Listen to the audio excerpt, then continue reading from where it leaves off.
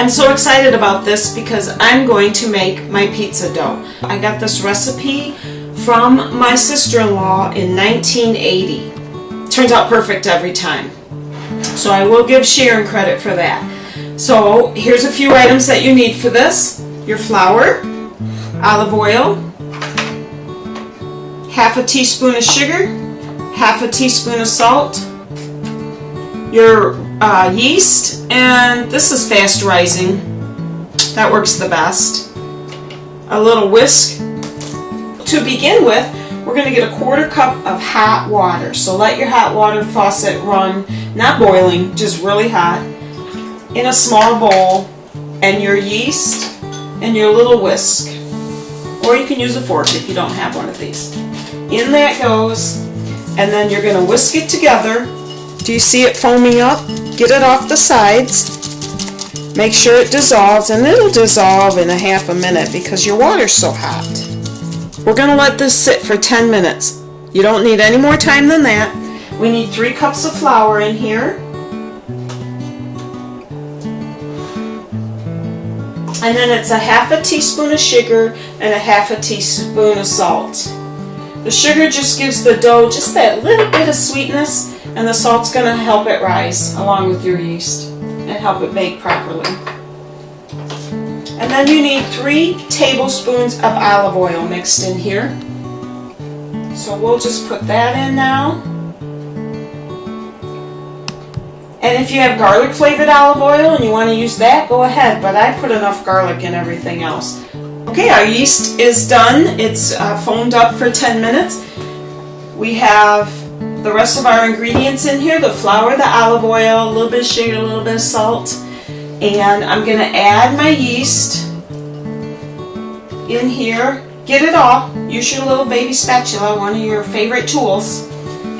7 ounces of hot water. And then we're just going to mix it up with a wooden spoon. I want to make sure all that yeast gets mixed in with the flour. So use your wooden spoon because you need something kind of firm here. Scrape it off the sides, get it off the bottom. A little bit of flour on my counter and my hands. And we're going to knead, which is push down, pull forward, push away, pull forward. And I want you to do this for a whole minute. Because sometimes we don't know, well, how long do I have to do this? What's it supposed to feel like? It's going to be smooth. See how it's getting smooth and soft? But if you just use the 1 minute rule, you should be good. Put just a little splash of olive oil in there. And I'm just going to rub it around in the bowl because when my dough rises, I want to be able to peel it off of there. Plop your ball in there. Get yourself a nice clean towel and put it right on top. And then I usually sit it on the back of a stove, a nice warm spot, and it takes the minimum of 2 hours. While we're waiting for our dough to rise, let's talk about pizza pans. And you don't even have to have a real pizza pan. You can have a cookie sheet if that's what you want to use. But I do want to talk about greasing your pan, when to grease and when not to grease. This is what I use for our pizzas. These are coated, so I do not grease these. Because if I grease and then I try and spread my dough, it's like a yo-yo. It just springs right back to the middle because it doesn't need that on there. So I wouldn't grease those types, but this I would. So I just put a little olive oil on there. Now, not too much. We don't want to go crazy and get it all greasy. And I'll just spread it out, a nice thin layer. It's not about cooking, it's just about keeping it from sticking. Go up in your edges like that. 2 hours later, your dough rose. It's beautiful. It smells like a bakery in here. Take your dough, split it in 2.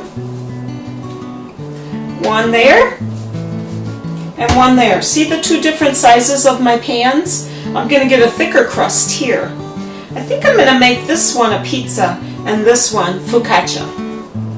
So take your dough and you just want to work it, stretch it. You can just let it kind of gravity help you. Just grab the edges, stretch it a little bit, and then right down in the pan. and I'm just going to work it to the edges. This should only take you 1 or 2 minutes. Just keep pushing it. Eventually it'll stop springing back. Keep it even, and then take your thumb and just push your crust up. Now this is the one that I greased the pan. And I'm just going to get a little bit more olive oil on my fingertips here so the dough doesn't stick to me. And I want to stretch this one a little thinner. You can make this dough like this, put it in a Ziploc baggie, get all the air out, you know, split it in 2 like this, maybe have one tonight, put the baggie in the freezer, and you can use the other one another day. There, now I'm just going to rub it around to fill in the blanks here. And just, now this one's ready for whatever topping I want to put on this too. It's a perfect pizza crust recipe. Sometimes if I want a flavored crust, when I mix in my yeast that has foamed up for 10 minutes with the rest of my ingredients, you can sprinkle some oregano in there. How about some Parmesan cheese? Mix that all up and you'll get your flavored crust.